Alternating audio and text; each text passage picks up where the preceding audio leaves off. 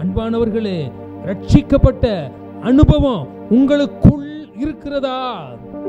இயேசு கிறிஸ்துவின் இரத்தத்தால் நீங்க கழுவப்பட்டிருக்கின்றீர்களா? இல்ல கழுவப்படாது இருக்கிறீர்களா?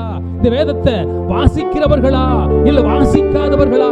ஆலயத்திற்கு வருகின்றவர்களா வராதவர்களா? கிறிஸ்துவை ஆராதிக்கின்றவர்களா ஆராதிக்காதவர்களா? ஒருவேளை கர்த்தருக்குள் அன்பு கூறுகின்றவர்களா இல்ல அன்பு கூறாதவர்களா?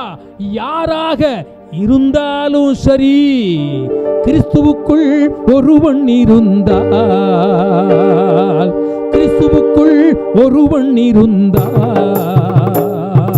புது சிருஷ்டியாயிருக்கிறான்.